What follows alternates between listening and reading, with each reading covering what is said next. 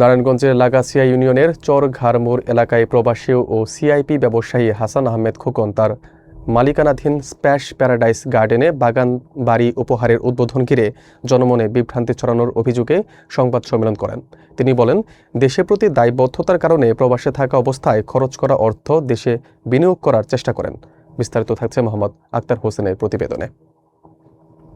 নারায়ণগঞ্জের লাগাছিয়া ইউনিয়নের ৩ নং ওয়ার্ডের চরঘারমোড় এলাকায় স্প্যাশ প্যারাডাইস গার্ডেনে বাগানবাড়ি উপহারের উদ্বোধনী অনুষ্ঠানকে কেন্দ্র করে জনমনে বিভ্রান্তি ছড়ানোর অভিযোগে সংবাদ সম্মেলন করেছেন আলোচিত সিআইপি ব্যবসায়ী হাসান আহমেদ খোকন। সংবাদ সম্মেলনে তিনি বলেন, প্রবাসী অবস্থানকালে যে বিপুল অর্থ ব্যয় হয় তা প্রায়শই বিদেশেই থেকে যায়, কিন্তু দেশের প্রতি দায়বদ্ধতা থেকে সেই ব্যয় দেশের মধ্যেই করার চেষ্টা করেন। তিনি বলেন, এই ধরনের উদ্যোগের ফলে একদিকে সরকার রেমিটেন্সের মাধ্যমে রাজস্ব লাভ করে, অন্যদিকে স্থানীয় মানুষ ও পরিবার পরিজনরা বিনোদনের সুযোগ পায়। খোকন আরও উল্লেখ করেন, এই উদ্যোগকে প্রশ্নবিদ্ধ করা বা ভুল বোঝানো হলে তা সঠিক নয়। তার বক্তব্যে উঠে আসে, প্রবাসীরা দেশের উন্নয়নে অবদান রাখতে চাইলে তাদের এই ধরনের বিনিয়োগ উৎসাহিত হওয়া উচিত। সংবাদ সম্মেলনে উপস্থিত সাংবাদিকরা বিষয়টি নোট করেন এবং স্থানীয় মানুষের মধ্যে ইতিবাচক প্রভাব তৈরির জন্য এই উদ্যোগকে গুরুত্বপূর্ণ বলে মনে করা হয়। হাসান আহমেদ খোকন স্পষ্টভাবে জানান, তার এই পদক্ষেপ সম্পূর্ণ স্বেচ্ছায় এবং দেশের কল্যাণে নেওয়া উদ্যোগ। ধন্যবাদ জানাই যে আমার বাগান বাড়িতে আপনারা আসছেন আমার সাথে কথা বলার জন্য। আমি দেশে চলে আসছি 29শে নভেম্বর 2025, এই বছর 29শে নভেম্বর, কারণ আমার বাগান বাড়ির কিছু কাজ বাকি ছিল, তো এটা করানোর লক্ষ্যে আমি 29 তারিখে এখানে চলে আসছি।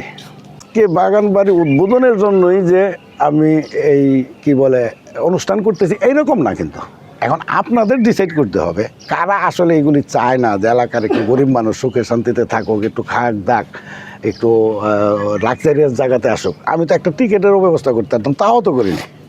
কেন করি নাই? যে তারা আসুক, আইসা আমার এই থেরাপি তারপর এগুলি নেই। আচ্ছা, মুখ্য উদ্দেশ্য ওই দিন আমি ক্লিয়ারলি বলছি যে আমার মার আমি সম্মানিত করবো, কারণ উনি আমার যে কষ্ট করে পালছে, এটা আমার কাছে এটা মানে আমি আজকে যে জায়গায় ইভেন আজকে এখানে বসে রয়েছি তাও আমার মার জন্য। তা আমি যদি মারে এই কথাটা না বলি তাইলে মা কবে শুনবো এই কথাটা? একটা মার কাছে সবচাইতে প্রিয় জিনিস হইতেছে যে আমার সন্তান দুধে ভাতে আছে, ইনশাল্লাহ আমি মরে গেল সে চলতে পারবে।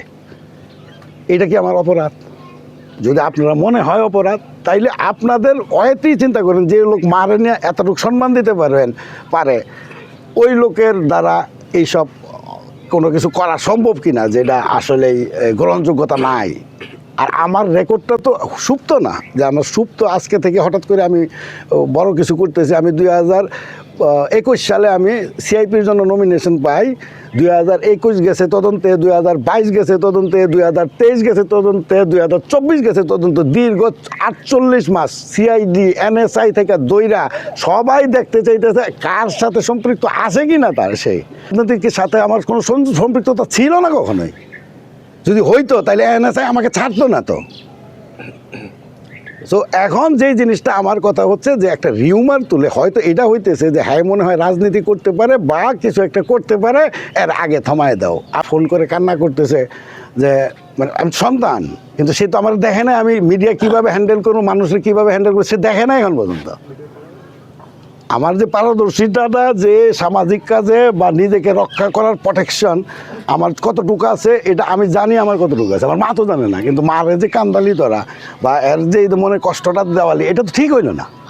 মূল বিষয়গুলির মধ্যে আসি যে আসলে আমার যে আমি অর্থ যোগান দেওয়ার যে জিনিসগুলি, এটা আমি বলতেছি না যে লেখছে বা যারা করাইছে সে এটার দোষী। আমি তার ধন্যবাদ দেবো যে আমার উপলক্ষটা ছিল বলেই তারা আসছে না। এখন তো আপনারা যারা মনে করতেছে যে সে হয়তো এগুলো এক্সট্রা করে ফেলতেছে, তুমিও করো, পারলে একটা উপলক্ষ দাও। এত সোজা না তো এই দেশে উপলক্ষ দেওয়া, যেখানে আমরা নিজেরাই দেখি যে আর্থিক সংগতির সাথে নিয়ে কিন্তু আমরা দাওয়াতগুলি খাই এবং আর এটা বছরের পর বছর এখানে পড়ে থাকবে, এটার কোনো মূল্য নাই সমাজবাসীর কাছে। ডেফিনেটলি আছে। আপনারা যত কিছুই চিন্তা করেন সমাজবাসী দাঁড়াবে তো এটার বিরুদ্ধে, তখন আপনারা এটা সামাল দিতে পারবেন কি না? আনলেস আমি যদি কোনো অবস্থাতে কোনো অপকর্মের সাথে জড়িত থাকি। আমি ইভেন শোয়ার জায়গাও করি না এখানে। আপনি খেয়াল করে দেখবেন বাগান বাড়িতে শোয়ার জায়গা নাই। আমার বাড়ি এখানে শোয়ার জায়গা কোনো কেন? তাইলে কোনো অবস্থাতে এটা এমন কোনো জায়গায় পরিণত হইতে পারে না যে এখানে কোনো গোপন মিটিং চলে। তার মানে কি সম্পূর্ণ বানোয়াট স্বার্থ প্রণোদিত।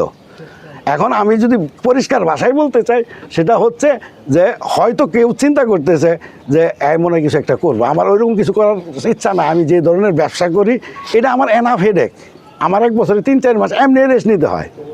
আমার কাজগুলি ব্যবসাগুলি সব সমুদ্রে নিতে হয়, যেখানে আপনাদের কম্পিট করতে গেলে আরও 100 বছর লাগবে। বাংলাদেশের মতন দেশের যদি আমার বিজনেসে কম্পিট করতে চায়, সব পরিষ্কার। আমি এটা করছি নিজস্ব অর্থায়নে, নিজের একটা ভালো সময় কাটানোর জন্য, সাবসিকুয়েন্টলি আমার আশেপাশে যারা আছে তাদের নিয়ে একটা ভালো সময় কাটানোর জন্য।